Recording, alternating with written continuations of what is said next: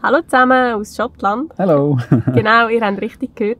Wir hocken hier in unserem Mietauto in Edinburgh und starten jetzt dann gerade unsere Rundreise mit Contiki. Uns erwartet eine mega coole Woche. Wir machen nämlich einen Roadtrip durch das schottische Hochland. Und was wir hier alles werden erleben, das sehen wir jetzt gerade. Viel Spass!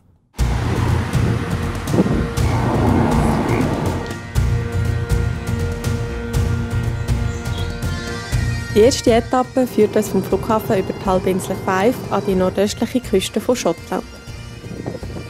Dort besuchen wir das Küstenörtchen St. Andrews, wo wir das erste Mal die alten Steinhäuser und mittelalterlichen Bauten bestaunen und die gute salzige Meerluft geniessen.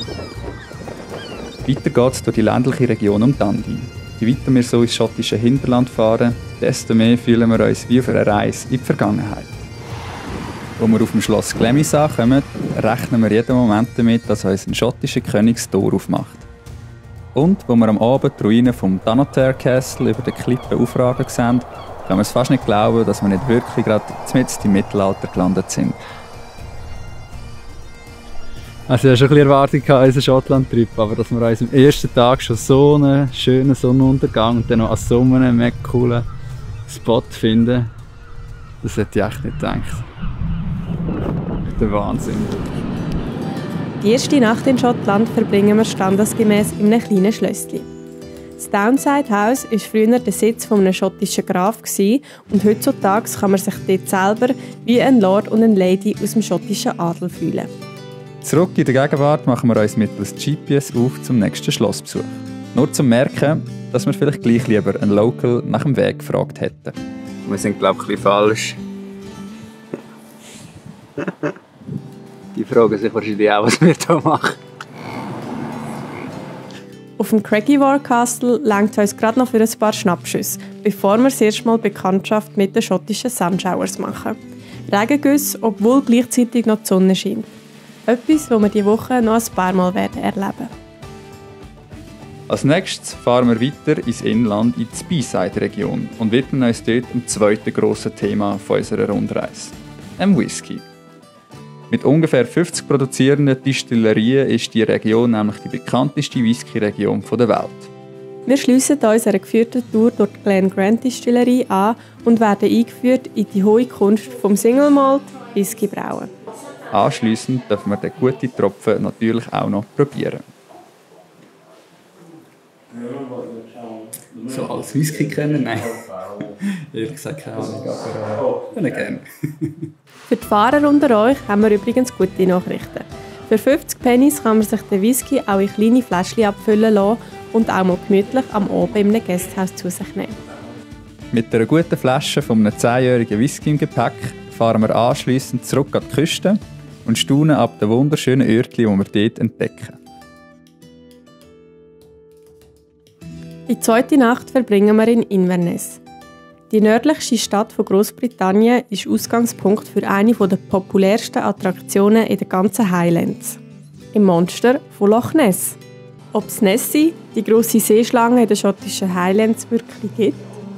Im Loch Ness Center and Exhibition kann man sich selber ein Bild über die langjährige Suche machen und herausfinden, wie der Mythos überhaupt entstanden ist.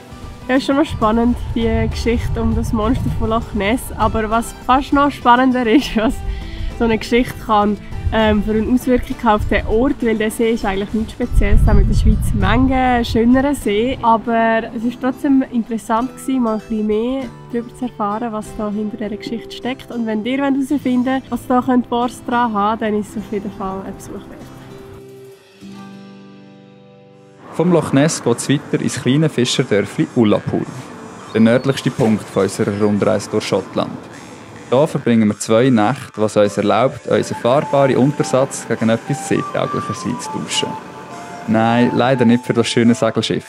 Aber der gemütliche Kahn hier tut es auch.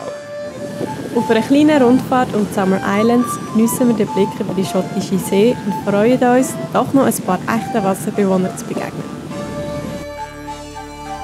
So, das hat Spass gemacht. Wir haben sogar wirklich Glück gehabt, wir haben einen Delfin gesehen, aber nur ganz klein und er einmal kurz auftaucht ist. Ja, jetzt sind wir wieder zurück und so Meerluft macht ja bekanntlich Hunger, oder? Ja. Darum gibt es jetzt etwas zu Mittag. zugeben. Fish and Chips ist sicher etwas vom Ersten, was einem in den Sinn kommt, wenn man an die britische Küche denkt. Dicht gefolgt von English oder in unserem Fall Scottish Breakfast. Was aber auch immer auf der Karte steht, ist frisch gefangener Fisch und Meeresfrüchte. Und wir finden praktisch überall diverse Lokale mit einer grossen Auswahl an feinen Gerichten. Wir haben auf jeden Fall nichts auszusetzen an der schottischen Küche und paart mit der schottischen Gastfreundlichkeit gehört das Einkehren hier auf der Insel jeden Tag zu unseren ganz persönlichen Highlights. Von Ullapool machen wir uns am nächsten Tag weiter den Küsten entlang auf den Weg zur Insel Skye. An diesem Tag machen wir nicht nur Bekanntschaft mit ein paar weiteren Inselbewohnern, sondern auch mit der Vielfalt des schottischen Wetters. Man kann hier nämlich gut und gern 4 Jahreszeiten an einem Tag verwischen. Frühlingshafte Sonnengrüße am Morgen, sommerliche Temperaturen um den Mittag herum, ein herbstlicher Sturm am frühen Nachmittag und wenn es auf unserer Überquerung vom höchsten Pass in Schottland noch angefangen hätte zu schneien, hätte uns das ehrlich gesagt auch nicht gross erstaunt. Wir feiern das wechselhafte Wetter aber recht, weil so auch die Lichtstimmungen alle 10 Minuten wieder ändern können und uns so die schönsten Fotosujets bieten. Ein Sprichwort der Schotten bewährt sich für uns auf jeden Fall. Wenn das Wetter nicht passt, dann warte einfach ein paar Minuten. Als wir gegen oben auf Skye ankommen, haben wir sogar schon wieder Sonne und unternehmen am Abendlicht noch einen letzten kleinen Abstecher zum Old Man of Storr. Weil es aber schon langsam dunkel wird und immer noch recht windet, sparen wir uns die Wanderung zu dem ikonischen Felsen für das nächste Mal auf. Am nächsten Tag bleibt uns noch der Morgen zum Meer von Skye zu sehen. Wir fahren von Portree rund um den nördlichen Spitz und machen einen Abstecher zum Kiltrock.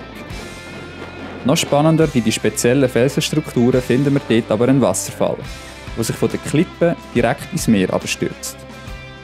Die paar Stunden auf Skye vergehen für unseren Geschmack fast ein bisschen schnell.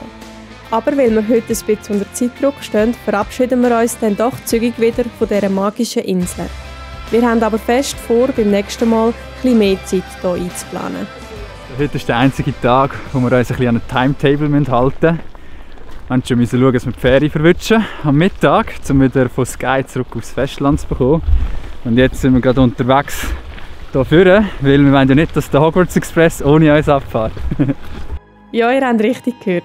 Wer den Eingang zum Gleis 9¾ in London nicht findet, hat hier in den Highlands von Schottland die einmalige Möglichkeit, einen Blick auf den wunderschönen Zug aus der Zauberwelt von Harry Potter zu werfen.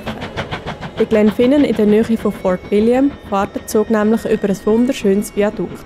Ein kleiner Tipp: Verbinden kann man den Besuch vom Viadukt mit einem Abstecher in Glenfinnan Dining Car, direkt an der Glenfinnan Bahnstation. Dort kann man vor oder nach der Wanderung in einem alten Speiswagen essen. Wirklich ein einmaliges Erlebnis. Der vorletzte Tag unserer Rundreise führt uns durch das Glencoe-Tal nach Stirling. Einmal mehr ein Tag, wo wir bei Regen losfahren, nur zum bestrahlenden Sonnenschein an unserem Ziel anzukommen. Oh, heute haben wir richtig Glück mit dem Wetter. Wobei, eigentlich können wir uns wahrscheinlich die ganze Woche nicht beklagen.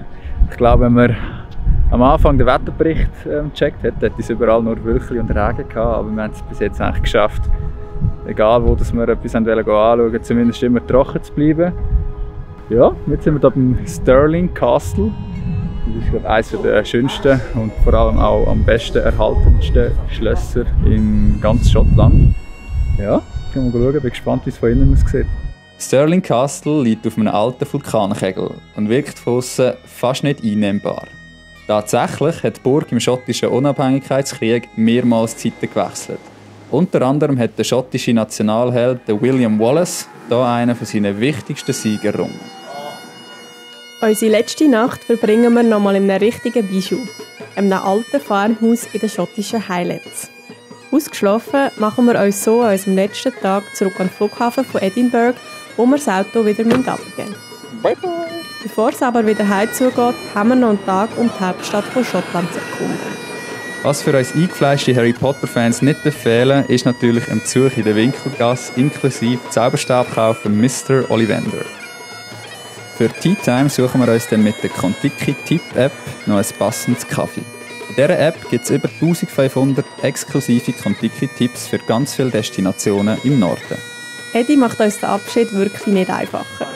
So viele herzige Läden und Kaffees wunderschöne Architektur und zum Abschluss nochmal einer der schönsten Sonnenuntergänge der ganzen Woche. Ja, mit dieser wunderschönen Aussicht über Edi und unsere Schottland- und Rundreise langsam zum Ende. Es war wirklich eine mega coole Woche gewesen. Und trotz unseren hohen Erwartungen hat es uns wirklich nochmal mega umgehauen. Ja, am besten haben mir fast die Schlösser gefallen. Es ist jedes auf seine Art einzigartig und hat einfach wahnsinnig viel Geschichte. Und fotogen sind sie auch mega. Die Reise ist ihrem Namen definitiv gerecht worden. Wir haben den Whisky und Castle Trail von Contiki gemacht und das ist nur eine von vielen Reisen, die sie hier in Schottland anbieten. Darum an dieser Stelle auch nochmal ein riesen Dankeschön an Contiki, haben wir die Reise für sie machen. Ich hoffe, unsere Aufnahmen sind der Schönheit von Schottland auch wirklich gerecht worden. Und wir hoffen, wir haben euch ein bisschen lustig machen drauf. Ihr findet alle Informationen zu unserer Reise unten in der Beschreibung. Und ja, dann würde ich sagen, sehen wir uns beim nächsten Mal wieder. Bis dann. Macht's gut. Habt euch Sorge. Und bis bald. Tschüss zusammen. Tschüss.